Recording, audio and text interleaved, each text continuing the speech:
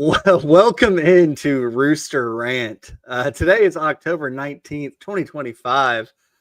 And Alex Jones, I feel like there's a lot to talk about tonight. And I feel like we'll get a lot of chatter here in the chat box. Yeah, I know we typically go 45 minutes on this show or so, but it's going to be hard to get in 45 minutes worth of stuff in this one. There's a whole lot more than 45 minutes worth of stuff to talk about. Yeah, and we got SEC Sunday night at 8 o'clock coming up right after us on the Chief Sports Network. And heaven knows there's a lot of talk about in the SEC right now, too. So I'm going to go ahead and let you know what we're going to talk about tonight. It's a lot of not fun stuff. Off the cuff, I guess I should mention this. Jamel House, 4-star composite tight end, part of the Gamecock recruiting class, just decommitted. So Alex is trying to get some more information on that. It's a kid that committed almost a year ago, if not over a year. So I have no idea who's talking to him. If you look at his offers, he seemed to be pretty locked into South Carolina. I can only imagine that Sean Elliott going from tight ends coach to offensive line coach probably changed some things. I'm sure he has a lot of people in his ear, but I'd also say that I don't know if this one's over yet. We'll just have to see, because even with Caden Ramsey and now Jamel House, you don't know who the new tight ends coach is going to be. There's an opening on the Gamecock staff right now, and depending on who they hire and who the guys have talked to, and who, sorry, I'm looking at the Red Zone right now. Yeah, you just don't know who these kids have talked to and who the new coaches talked to, and what that situation might look like. But on this show, we're going to talk about the Oklahoma disaster yesterday in Columbia, and by all means, it was a disaster. I was not on any shows this past week. I probably would have predicted Oklahoma to win the game, but I wouldn't have thought Oklahoma would have won by as many points as they did, that the offense would not be able to get anything going. But I will say that digging into the numbers and the stats, even though I was away from the shows, I started to feel a little bit more confident about South Carolina's chances on Friday night and then Saturday morning. But Oklahoma just stymied everything South Carolina wanted to do offensively. So where do we go from here, Alex? We're going to talk about that tonight. There's still 5 games left in the season. I know that this season to some feels like death by 10,000 paper cuts, and some people 10,000 hammers to the head. So it's been, it's a train wreck. Let's just be quite honest. There's really nothing that's been fantastic on the offensive side, and we all know you got to score points to win games.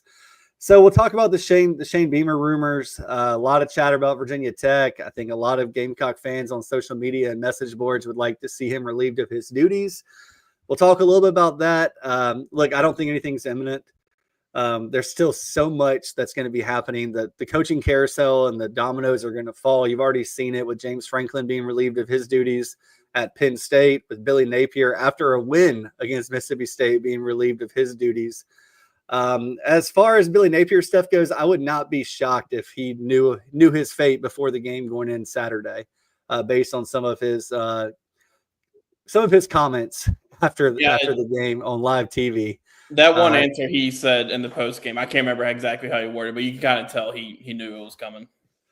Yeah, there was a secret scrimmage. I don't know how secret they are anymore. It seemed the only secret part about it is that Alex and I couldn't be there to watch it.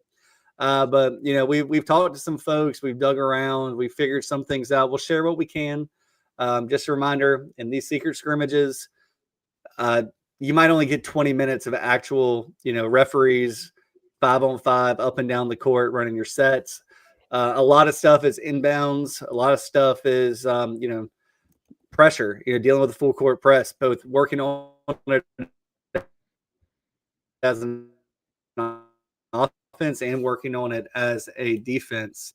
So we'll talk about that. All that being said, let's dive into Rooster Rant. As always, throw your questions, your comments in here. We'll talk about as much of it as we can. So, Alex, let's go ahead and get that intro and dive right in.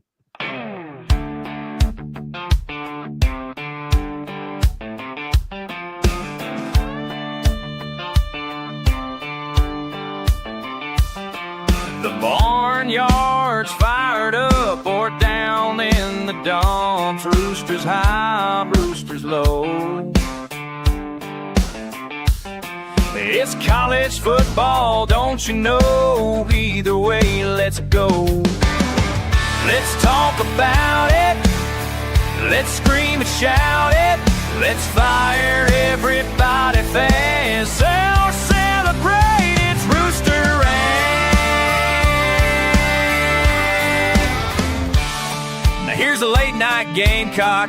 Matt Anderson and the pride of Hampton County, Alex Jones, and all of you on Rooster Rant.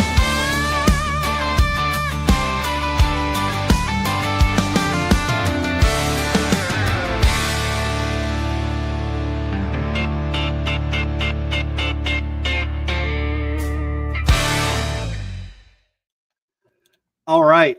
So I do see that the chat box is crack-a-lacking here. A lot of the same stuff that we mentioned off the top. Lenore's was 11 of 11 passing at one point. Offense dropped to 14.1 since Shula's taken over. Most toxic I've ever seen Willie be in person. It came through on TV too. We talked about the Beamer to Virginia Tech chatter. There's going to be a lot. There's just a lot to get to tonight. I'm really excited that Alex and I are the first people to get to talk about it because we can kind of get our opinions out there. And we want to hear yours.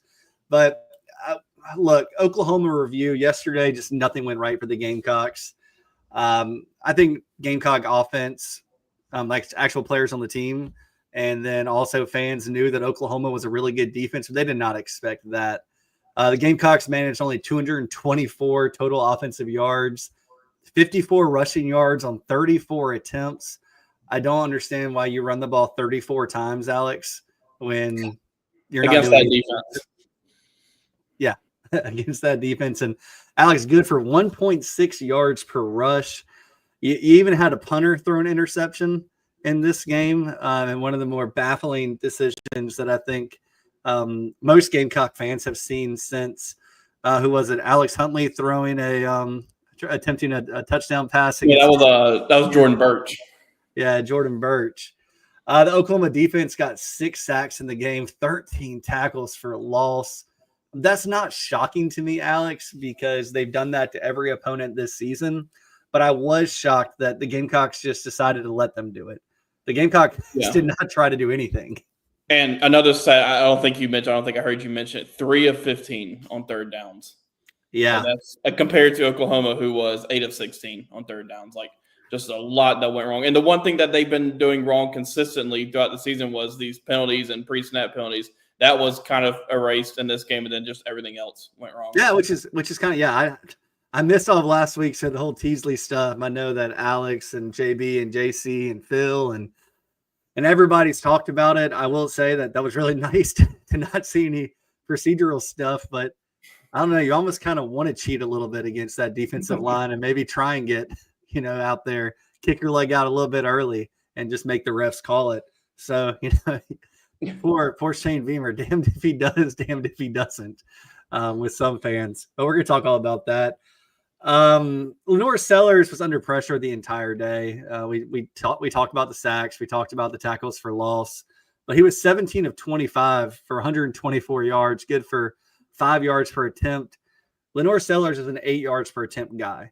So that's inexcusable to be at 5. 0 interceptions. Opposing defenses right now, Alex, have no fear of South Carolina's offense, and for good reason. Brian Rowe, been a steady contributor, Alex. He didn't play, and we found out why. So not a good look there, Alex. Who were the other guys that missed because of that? Anthony Addison and Devontae Miles. Yeah, so that's some culture stuff. I know that Stephen Garcia will be the first one to tell you that he did that a lot, demarcated a lot. You can't get caught, though. That's the issue. Yeah, I mean, that to go along with Dylan Stewart going out in the first quarter. And I mean, obviously injuries were not the issue in this game for why South Carolina lost, but that just added on to everything else. Yeah. Here's the one thing you can say about the defense, though. Man, the defense didn't force any turnovers and the special teams didn't generate any points. So it's really difficult to win the way the South Carolina is playing offense. Hey, Michael Lynn, you're not that late. We're going to talk about everything. We're recapping Oklahoma right now. But Alex, my big thing is you talk about the defense. I am not going to be a person that bashes the defense this season. I haven't been to start the season. Even after Missouri, I talked about missed tackles. That's basic fundamentals. Like, so you might have an off day tackling. You don't want all 11 of them to have an off day tackling the same night, but that kind of stuff happens. The Gamecock defense only gave up 319 yards of total offense yesterday, Alex, and lost a game at home. The defense would kind of like we've talked about through this little stretch of games. Like they did enough in this game, but at the same time, Oklahoma really wasn't all that good of a running team coming into this game, and then they really had. Real? Yeah, I think they were like 11th or so in rushing yards per game.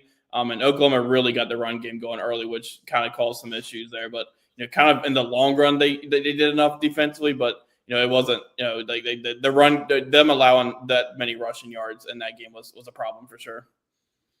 Yeah, and I mean I think the under and the over/under hit on that game, which I did listen to you guys talk, UJB and Justin, and I think he was all over the under in that game, and you guys were too. So good on you there. Special teams, man. Special teams were fine. They didn't get a chance to return a kickoff, even though Oklahoma kicked a bunch. As far as punt returns, Kerry Swain got 3 of them and got 55 yards. He put them in good position, field position twice. On the other side of the field. So that he did his job there. Yeah. William Joyce made his only extra point of the game in a wild touchdown for the Gamecocks. A lot of things had to happen to get those points on the board. And I think I texted you, Alex, during the game. Well, the Gamecocks did that the hard way. And they definitely did. William Joyce did not get an opportunity to kick a field goal. And we're definitely going to talk about that here in a minute. As far as punting, the Gamecocks punted 5 times. Mason Love averaged, I think, 45.5 or so yards per punt. That's excellent. So defense and special teams, I thought were fine in the grand scheme of things, but offense is not. So, Alex, we really do need to talk about some of the questionable decisions that the Gamecock coaching staff and everything stops with Shane Beamer and starts with Shane Beamer. So I hate criticizing coaches because I've never walked in their shoes. I've never coached an SEC program. But at the same time, we've all watched a lot of football, and we all know when something happens that's pretty head-scratching. The Gamecocks were down 7-0 when Shane Beamer elected to go for it on 4th down from the Oklahoma 5-yard line. And, Alex, hindsight's always 20/20, but Beamer turned down 3 points there. Thoughts on that? I kind of go back and forth on it just because it did feel like a game where, you need to score touchdowns in that game. And ultimately you saw that with the final score, like a field goal there would not have mattered. But it's just it will go into, that other, situation where it took them 4 downs to get into the end zone. But, it just felt like it was just they get down into those type of situations, and it's just way harder than it has to be. Like you feel like you're so close to the goal line. And Oklahoma is a very good defense, and that front's really good. But it just feels like they make it harder on themselves, to be honest, to get into the end zone. It just seems a little too complicated, to be honest. Yeah, look, Shane Beamer was asked about in his press conference, Alex, and we'll talk about some press conference stuff and some Sunday teleconference stuff, because that was popping tonight as well. But Alex, Shane Beamer's response for why he went for it on that first drive, I guess, was he had already told Mike Shula that he had 4 plays to get it in. They were going for it on 4th down. That decision was already made. I think that when you put yourself on the record like that, it's a pretty dumb statement to make, because if you get stopped 3 consecutive times with goal to go, I think 95% of coaches would take the 3 points there. I just firmly believe that. I know the analytics, the chart might say something different, but you just can't. You can't just run to the teeth of one of the best defensive lines in college football. And that, kind of goes to what I was saying, how complicated or how, hard it is for them to get 5 yards sometimes. Like maybe that was the right decision, just to go ahead and kick a field goal to get the points that early in the game. That's why I was saying I can see both sides of it. But, after thinking about it and with hindsight being 20/20, it probably would have been better to get the points on that one. Yeah, and the logic behind it was he had already told Shula that he was going to give him 4 plays to get in there. Cool, understand. you better believe I'm telling my offensive coordinator that too in that situation, because I want points and I don't want him to play for a field goal. But on the flip side of that, he said that he felt good about the defense and pinning Oklahoma deep in Oklahoma territory with the student section behind them. Well, Shane, I hate to tell you this, buddy, but if you kick the field goal and kick the ball through the end zone, they would have only moved up 22 yards, and there would have been a heck of a lot more momentum in the stadium, and it would be a lot louder if you had just taken those points. So I don't understand that.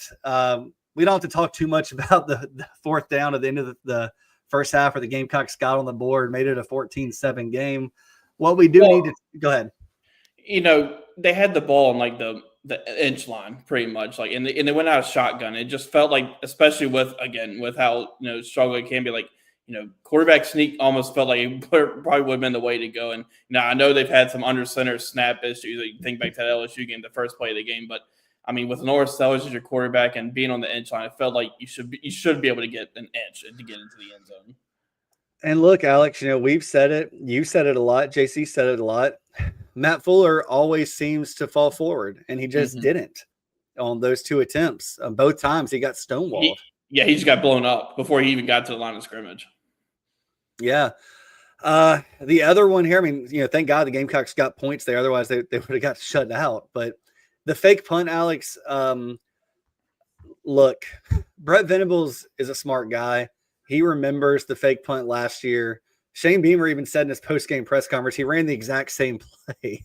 But I don't know, man. Like when you see Oklahoma's special teams stay on the sideline and they trot out their base defense every punt. And look, Alex, I mean, I'm laughing about it because it is funny, but it's also they threw it right to the defender. And I'm not going to get on Mason Love too much for that, because when you're in that situation, you have a read or you hold it, and maybe he saw something, but he's not a quarterback. Yeah, and Shane Beamer talked about that. Like, they kind of saw something on some of their earlier punts where they thought that play would work if they needed it. He mentioned that to Joe DeCamillis. And then, they kind of changed it up a little bit on that play where they dropped basically like a zone coverage type of thing where I can't remember if it was a linebacker type or a defensive lineman that basically just dropped back and was waiting on it. Like, another one of those where it's hindsight 2020. If you're going to do that, just probably leave off your offense on the field and see if Lenora Sellers can scramble and get the few yards for a first down. Well, it's funny, Alex, because you and I texted during that part of the game, and I was like, Alex, you're going to think I'm crazy here. I think that Shane Beamer thought he had a better chance of converting it with Mason Love than putting Lenore Sellers back there and letting the offensive line get run through again. And Shane said it in the press conference. I was like, I'm not that smart, but I was then. Especially with the way Oklahoma was just heating up. And in the second half, too, where they were just heating up Lenore's constantly because they knew they weren't going to get blocked. I don't know. It's another one where you can see both ways on that. But it was very obvious that, like, you knew something was – you knew it wasn't going to be a punt. Like, you could just feel like it was going to be something there. Yeah, and I see that SC Lawman says we've given up 126 sacks through 7 games. I don't know if it's quite that many. I actually know the stat is 25, but it feels like it. Look, after that fake punt, Oklahoma went down, scored, made it 24-7. The game was effectively over then. They did get South Carolina down to their own 1 yard line. And again, Matt Fuller got stopped for safety.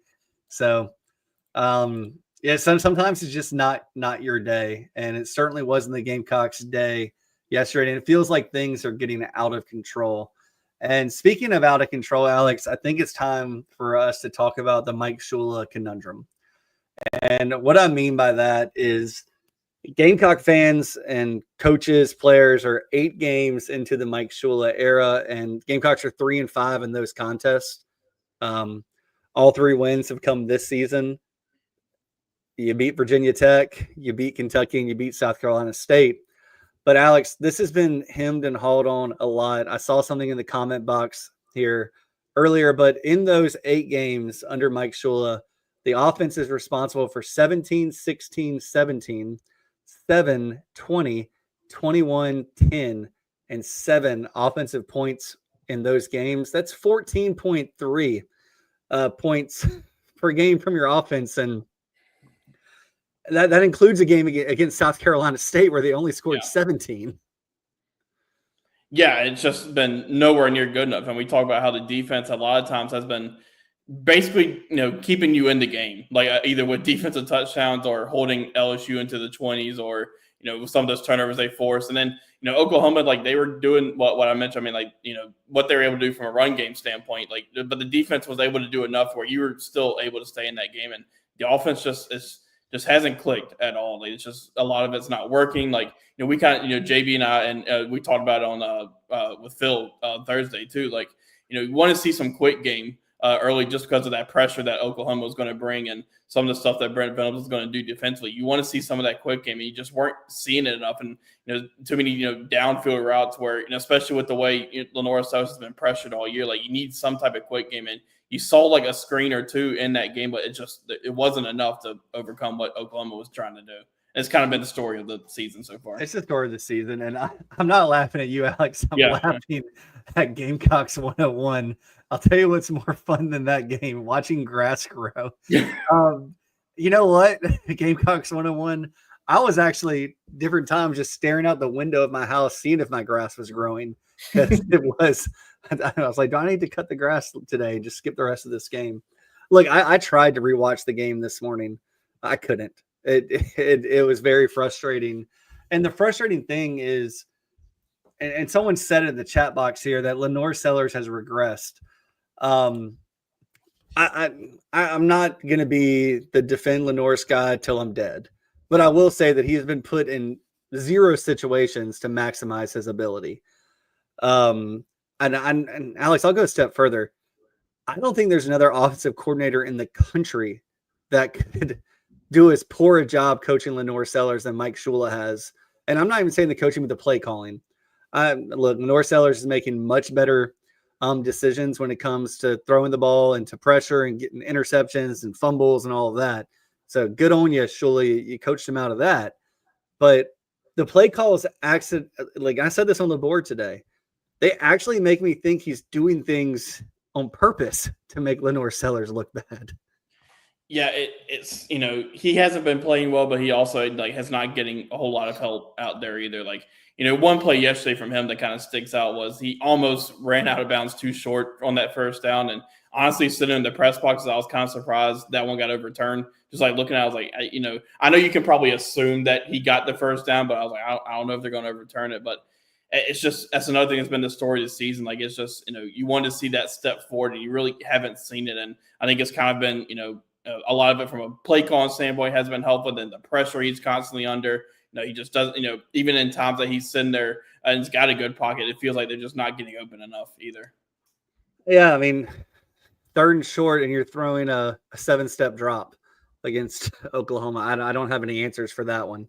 I think, one thing you really would have seen yesterday too was more rollout type of stuff where, especially with like Oklahoma's getting to the backfield, like roll it out and that can even help some of his decision making too. When you eliminate one side of the field on a rollout, you have just focusing on one side and have your tight ends and running backs, whoever out there. But that was another thing you didn't see either. No.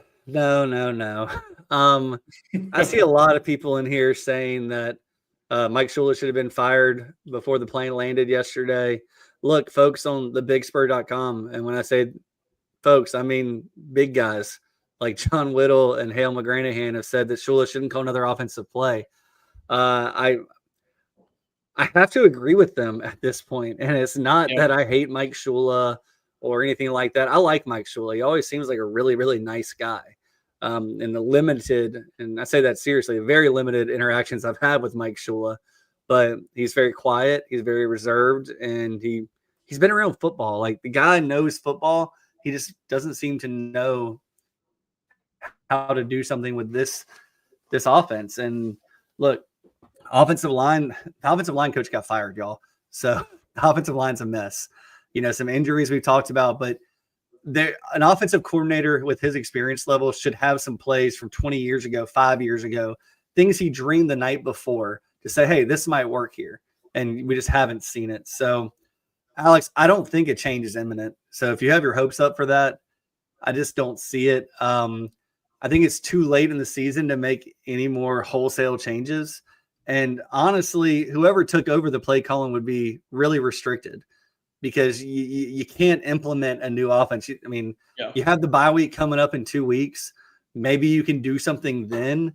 But, when I think about what can be done, Alex, it's, maybe Shane Beamer gives Mike Shula the Marcus Satterfield ultimatum.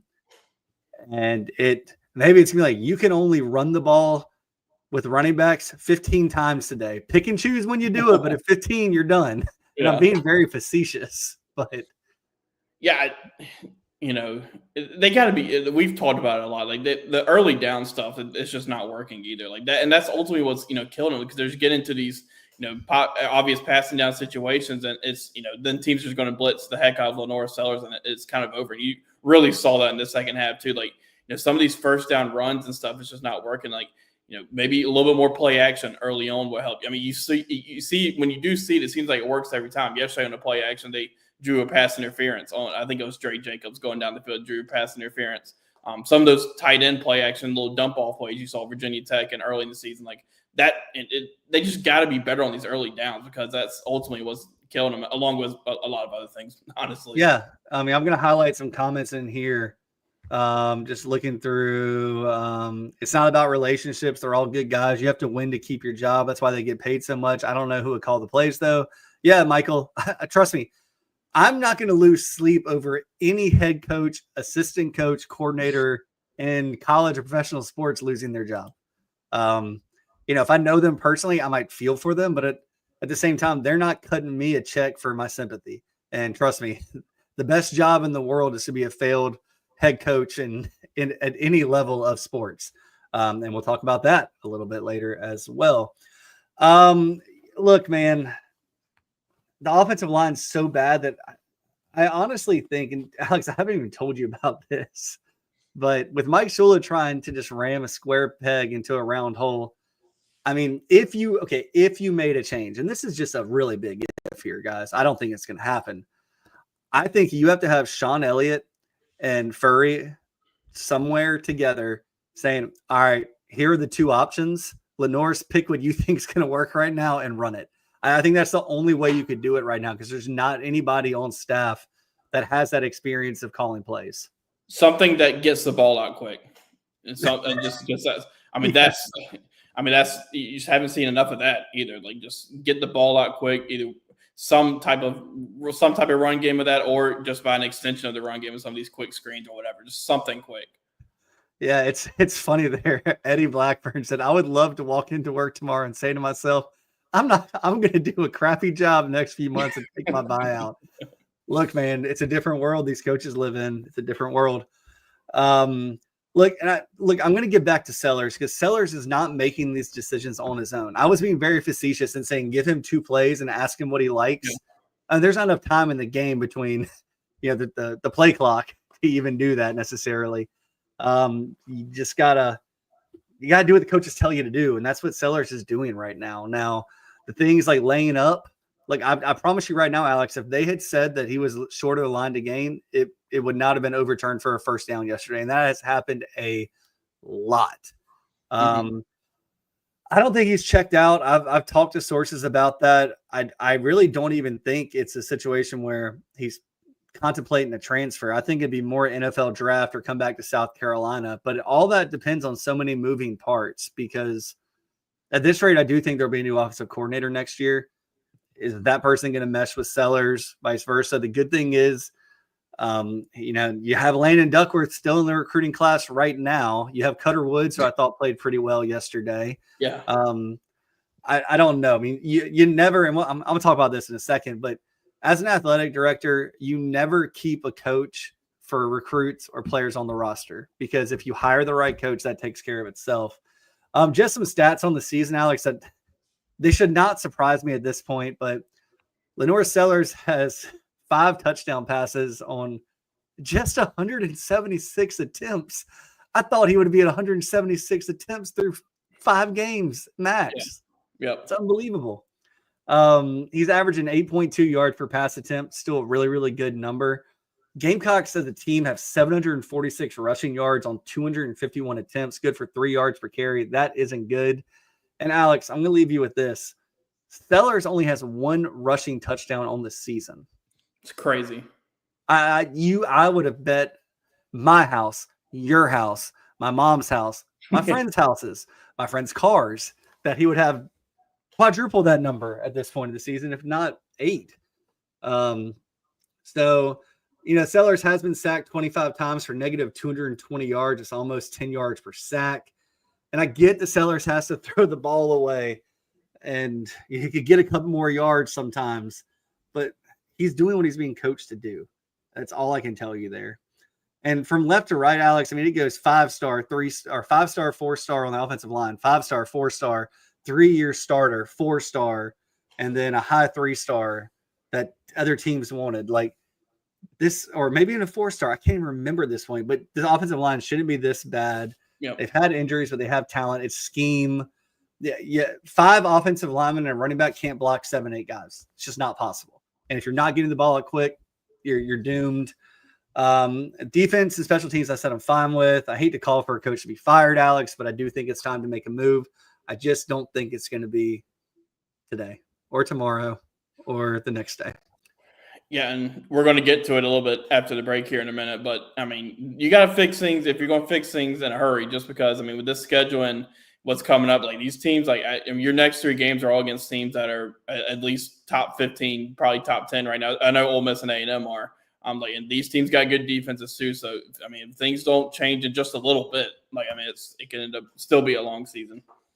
Yeah, and I do see and I kind of mentioned it here earlier. I don't know. I don't think Lenore's is thinking transfer. I think it's all NFL draft and let the chips fall where they will and everything else. But I can never say never, y'all. Not in this day and age. You saw Dylan Stewart really mad he couldn't go back in the game when he hurt his ankle at first. So that's not a guy that's checked out either. But it's a you never know type world we live in. But Alex, we got to hit a sponsor break real quick. But when we come back, let's talk about Shane Beamer's future at South Carolina and Virginia Tech. Morning, Carl. Usual? Yeah. Your oldest was in here the other day. Said the 2 of you took a trip down to my neck of the woods. How'd that go? You might as well give me one of those Carolina cards while you're at it. I knew I liked that one. Yeah. There you go, my friend. Thanks. Hey, Carl. Congratulations. See you tomorrow, Freddie. You bet. JC Sherbert here. Had a brilliant idea that some good friends of mine in Florence have told me about. Next time you're having a wedding or an event or anytime you got to feed a bunch of people, talk to my friends over at Flavortown Eats and Events. That's right. It's a food truck / trailer.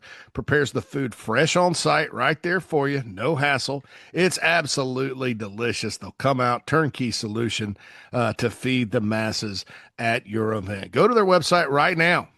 flavortownflow.com. That's flavortownflow.com. They have all the contact information you need, and they are a proud sponsor of the Late Night Gamecock Show and the Chief Sports Network. Welcome to Palm Casual Patio Furniture. Because we are the factory, Palm Casual has the ability to offer the highest quality outdoor furniture paired with world-class service. Since 1979, our factory showrooms have done our best to make the buying process as easy as possible for our customers. Our understanding of the many factors that go into your decision has helped us create our 30-day trial period that increases the level of comfort our customers feel during the shopping experience. Visit us in Somerville, Mount Pleasant, Myrtle Beach, and Bluffton, and online at palmcasual.com for our products and out-of-state locations. Go Gamecocks! This is the Late Night Gamecock Show with the pride of Hampton County, Alex Jones.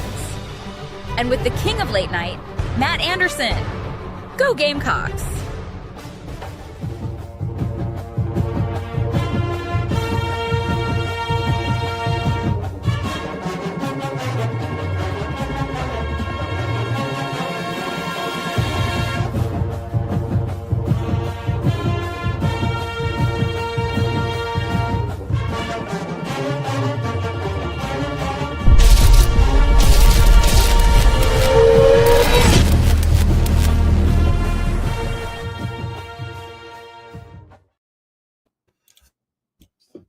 Well, we are back, Alex, and we're talking about Shane Beamer's future at South Carolina. Look, I hate having this conversation. If a decision has to be made, I just want it to be made and done because I love coaching searches. I will say that coaching searches are awesome, but I don't like talking about something like this midway through the season. But look, guys, the season's over. I mean, I don't see something happening that's going to change it. Alex and I will still be here. We'll help you lick your wounds after each Saturday. But basketball season cannot get here soon enough for me and Alex. 2 weeks. Look, Shane's got to stop saying some things that he says in the media because it doesn't help him. Like, you can't keep saying we've had a really good week of practice and then look like what you've looked like the entire season, because if you're saying the offense has had a good week of practice and we know what this defense is, then what the heck's happening on Saturdays? Just point blank.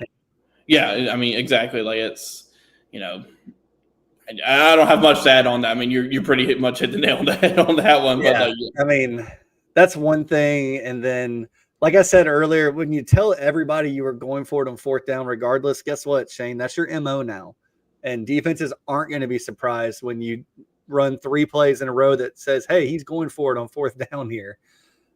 So right. You hate that kind of stuff. Fans are upset. Someone mentioned earlier in the chat that they've never seen Williams-Brice like that. Alex, I wasn't there, but you could hear the boos and you could hear the fire Mike Shula chants.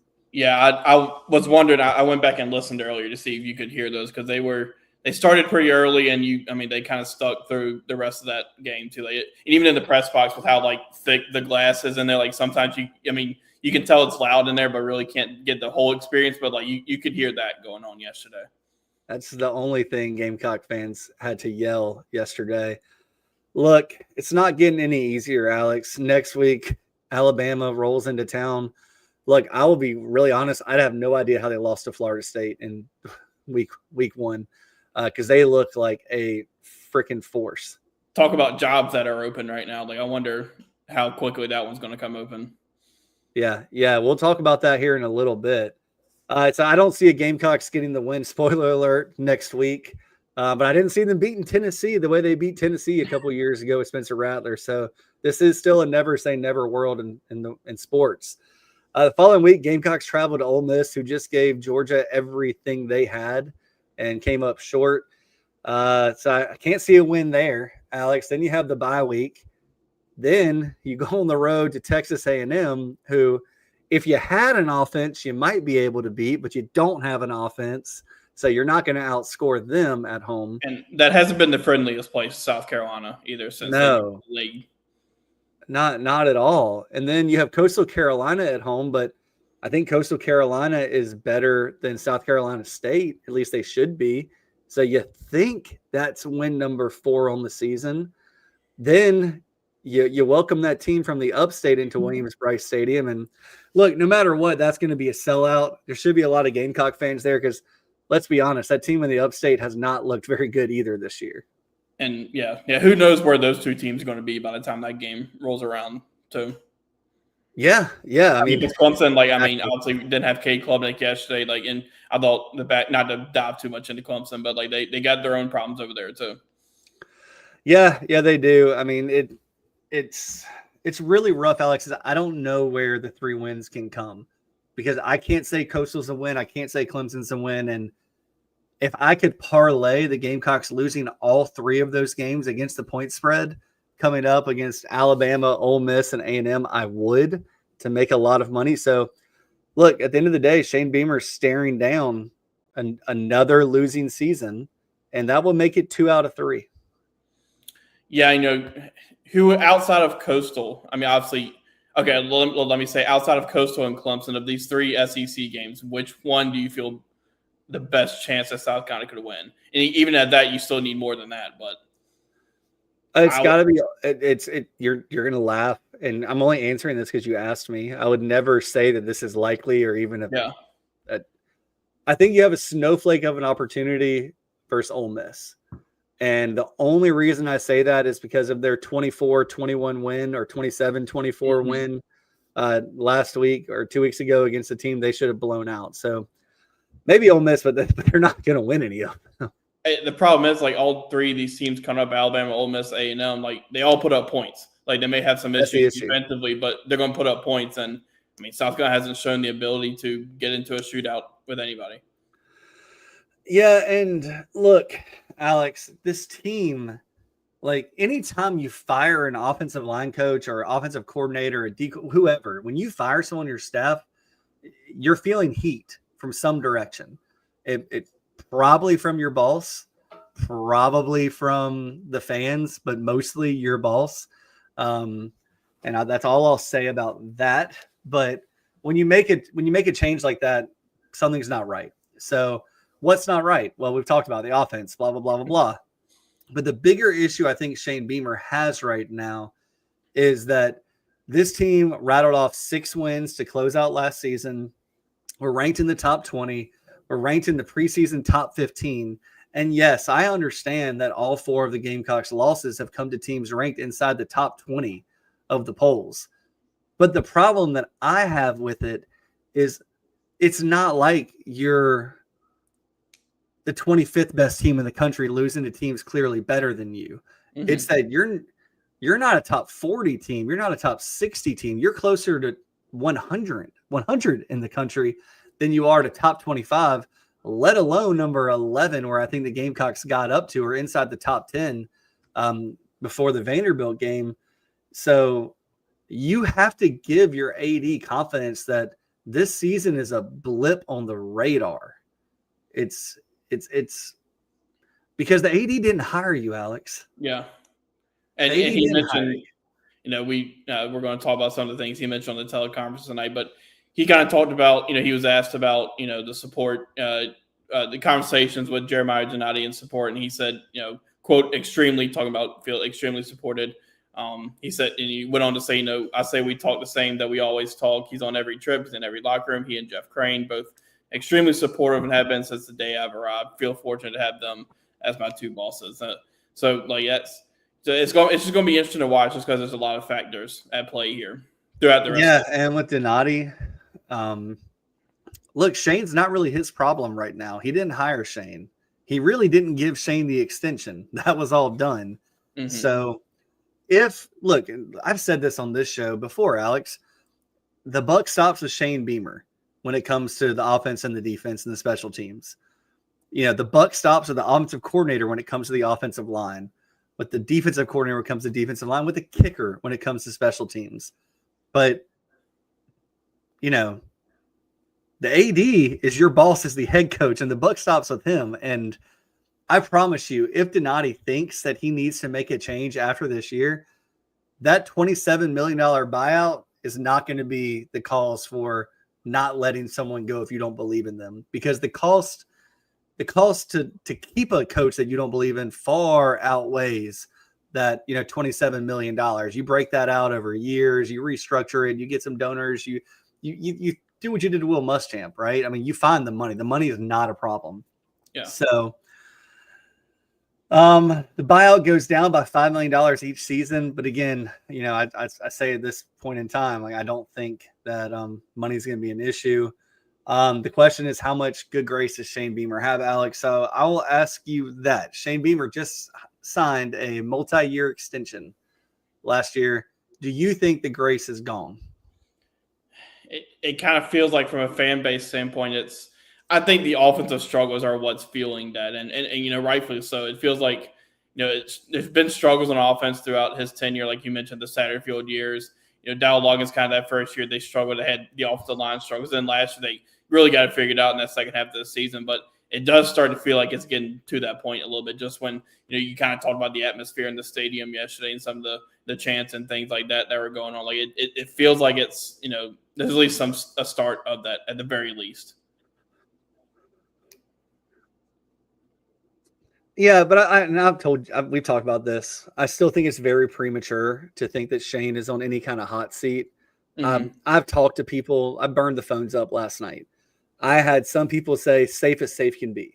I had some people say if he loses out, it's a possibility he gets fired, which makes sense to me. And then I've also heard if he has a losing season next year, he'd probably be fired. So, like, make no mistake about it. We are at a crossroads, and that's the only reason we're talking about this right now. Again, Alex and I, both of us like Shane. Shane's been nothing but great to us. Yeah. But could Shane do things differently to help South Carolina win football games? Absolutely. And he would be the first one to tell you that. And he did in the teleconference tonight. Alex, what did he say?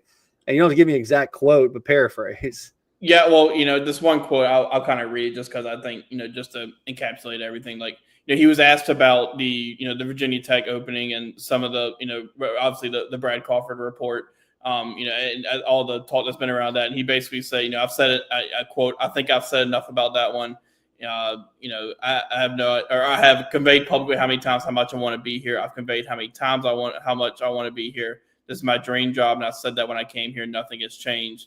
I'm pissed off at the way we're performing right now, and it's not acceptable. I came here to win a championship, and right now we're not getting it done. And he kind of went on to say, my focus right now is getting it fixed. Again, back to last year, we're 2 points away from the playoff, and I'm working my rear end off to get us back to where in the mix and playoff talk and so on with that. So yeah, it's kind of the answer you expect there. Like, obviously that's going to be an interesting storyline to follow just with that Virginia Tech opening. Yeah, and I'll go one step further, Alex, with the Virginia Tech stuff. I would be shocked if Shane Beamer left South Carolina to go to Virginia Tech this year. Shocked for a number of reasons. I would much rather get fired and get paid $27 million than I would, have Virginia Tech pay a buyout. But number two, we just talked about Shane Beamer staring down 2 losing seasons out of his last 3. How horrible is that? The only way you can sell, the only program that you can sell that to is Virginia Tech, right? So I don't think Virginia Tech fans watching the end of this season, if it goes the way we think it might, it would be a Shane Beamer's fired he's going to get fired and he's going to Virginia Tech as a landing pad, but I can't guarantee that. I think Virginia Tech stuff's just fluff. We've already seen, Alex, all these dominoes. James Franklin at Penn State, Billy Napier today. I think the Cal coach got fired. So many, I think there's 16 openings right now. And the Gamecocks. It's going to be a crazy coaching carousel this offseason. Yeah. With the jobs that are open right now already, plus ones that you think could potentially come open, plus the ones that will be open based on the other jobs that are open with coaches, with programs stealing other coaches and stuff. I mean, LSU just lost to Vanderbilt. Their fans are ready to burn Brian Kelly's house down. Yeah, I mean, the other question is, go ahead. I would say, think about the SEC real quick. I mean, you got Arkansas and Florida open right now. Obviously there's going to be the Ole Miss talk with Lane Kiffin in Florida. Drinkwitz, you've seen his name flown out there with Missouri. Like, what's Auburn do? No, I mean, they're 0-4 right now. Things aren't looking too good there. Kentucky does open. Like, it's going to be pretty wild.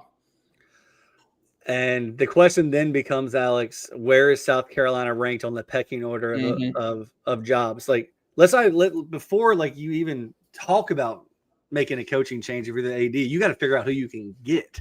You don't move on from Shane Beamer unless you have a pretty daggone good coach coming in. Mm-hmm. So a lot of questions, man. A lot of questions. Billy Napier got fired after a win today. SEC is a vicious, vicious place. So for now, I'm just telling you, I wouldn't worry too much about the Virginia Tech talk. Yeah. Maybe if he gets to if Shane Beamer gets to 6-6 this year, somehow, some way, he's going to sell the crap out of that in the recruiting trail, and he's not going to want to go to Virginia Tech to sell that message. I'll just be really honest there. So long way to go until we get there, but I do understand the need for the conversation tonight. Eddie says Auburn and Florida State coaches are next. A lot of blue bloods out there, y'all. A lot of blue bloods. Yeah. So we're going to continue to talk about this. I promise we're not leaving you hanging. Alex and I will come and we'll do an emergency show if something, happens in the next couple days. We're not expecting it. I just want to be very, very clear. We're not expecting anything with Mike Shula, anything with Shane Beamer. And if I had to put money down, Shane Beamer will be the coach at South Carolina next year and the year after.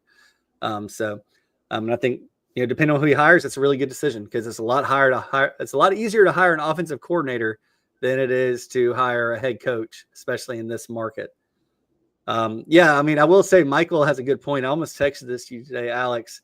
If you are going to get an offensive coordinator, you can go get Gus Malzahn because he's already shown that he'll go somewhere where there's already an established head coach. Yeah. Same thing with Bobby Petrino at Arkansas. So Malzahn would have been an interesting kind of mix with Lenora Sellers. Like, to see what he could do with that offense. Yeah. So look, all years aren't great. Alex and I had a blast with you guys last year on Rooster Rant. It was a lot of fun.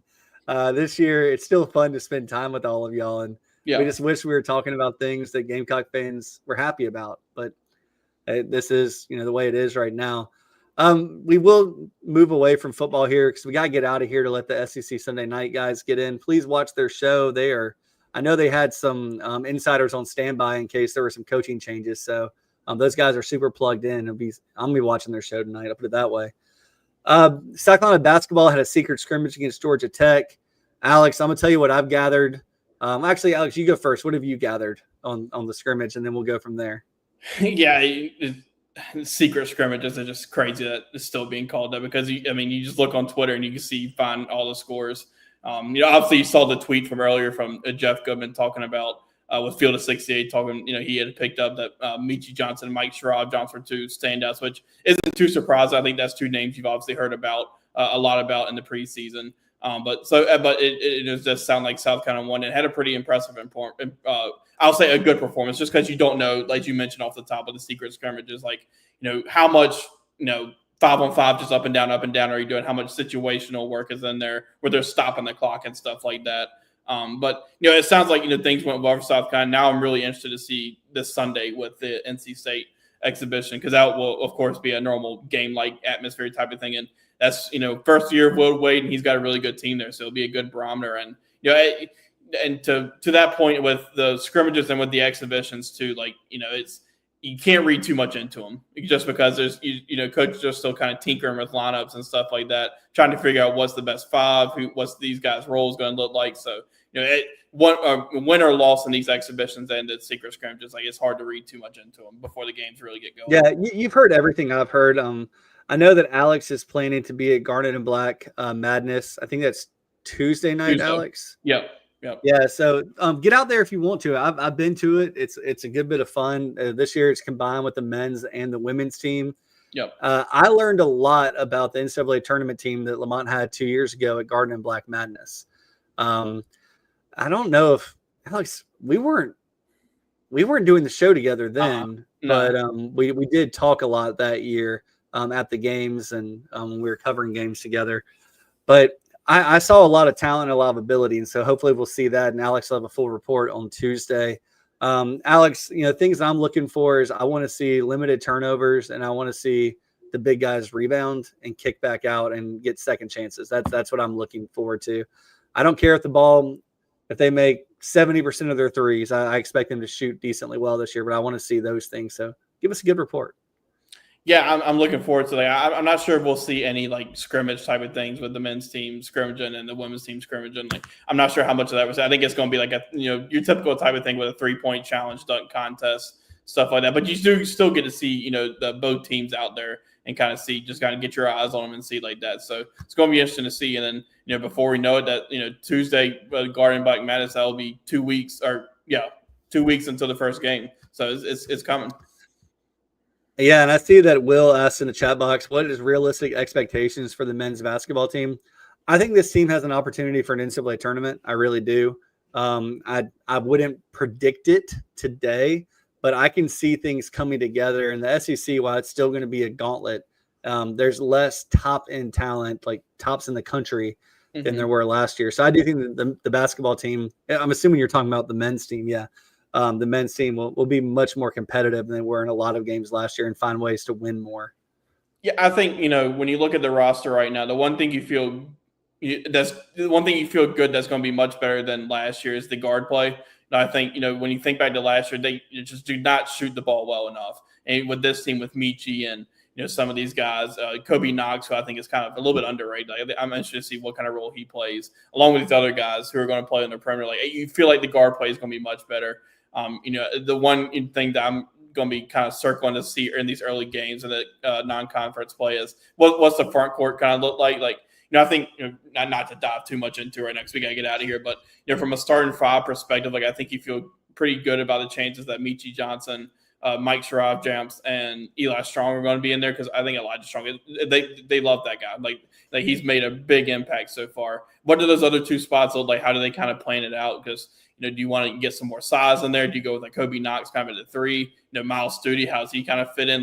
But Lamont Paris said it last week at SEC Media Days. He was talking about how deep this team is, and I think you can see that on paper. That from a front court or a back court perspective, you definitely see it. They just need things to kind of continue to come along in the front court. But I'm kind of with you in my stance there. Like, you want to see some things start to come together, but you think that the non-conference play it feels like it has a chance to allow some things to gel, just like it did 2 years ago for that tournament team.